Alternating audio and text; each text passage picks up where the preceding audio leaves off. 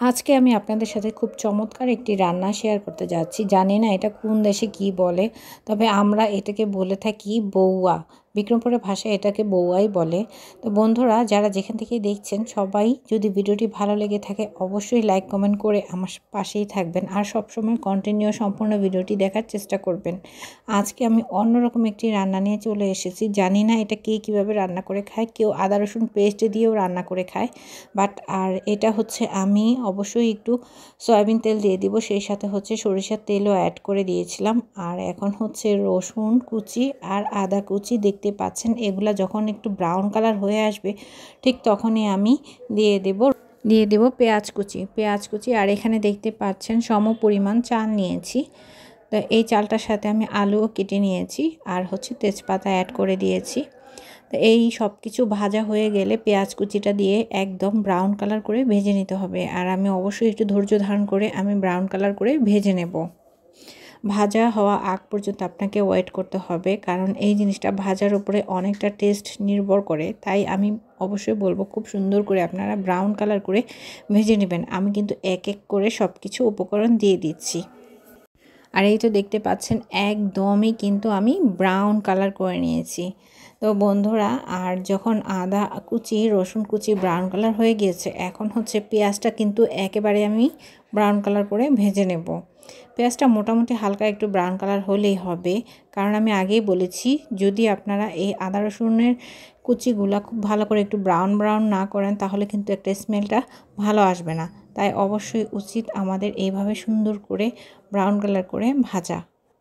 এখন যেহেতু আমি খুব সুন্দর করে সব কিছুই ভেজে নিয়েছি, আদা কুচি রসুন কুচি আর হচ্ছে পেঁয়াজ কুচি, এরপর হচ্ছে চালটা খুব সুন্দর করে আমি দিয়ে দেব। আর চালটা অবশ্যই একটু এক্সট্রা নাড়ে ঝরা দিয়ে নেবেন, তাহলে দেখবেন যে চালটা খুব ভালো করে আপনি ফ্রাই করতে পারবেন।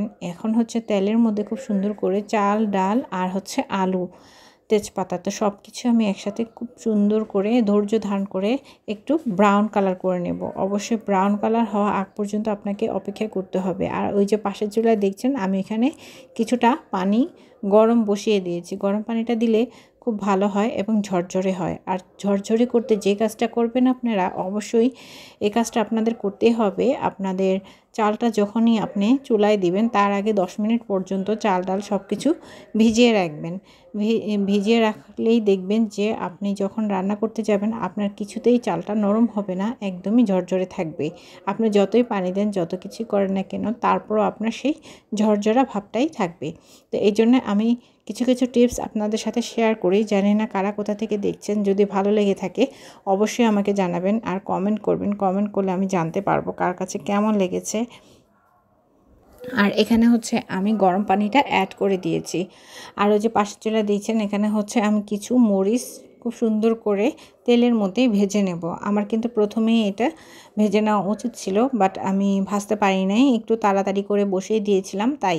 আর এখন পানিটা দিয়েছি তাই আমি মরিচটা ভেজে এরপরে হচ্ছে আমি হাতে ঢলে নেব। হাতে হচ্ছে একটু লবণ মাখিয়ে ভালো করে ঢলে নেব। দেখবেন যে একদম সুন্দর একটা কালার আসবে এইভাবে যদি আপনারা মরিচটা দিয়ে থাকেন। বন্ধুরা, আমি খুব সুন্দর করে হাতে একটু সরষের তেল মাখিয়ে নিয়েছি, তাহলে আর হাতটা কিন্তু জ্বলবে না।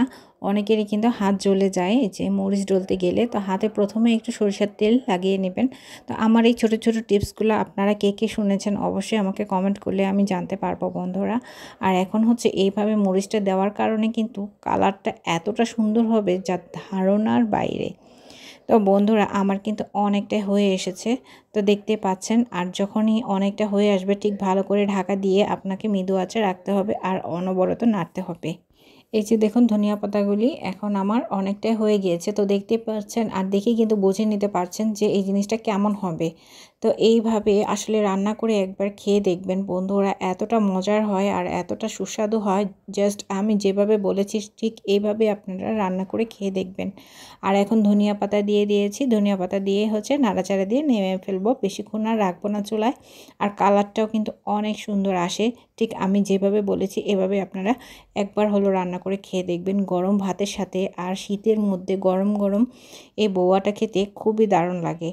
তো বন্ধুরা, আশা করি কেমন হয়েছে। আর যারা রান্না করে খাবেন আর খেয়েছেন তারা অবশ্যই আমাকে জানাবেন। থ্যাংক ইউ সো মাচ যারা এতক্ষণ আমাকে সময় দিয়েছেন।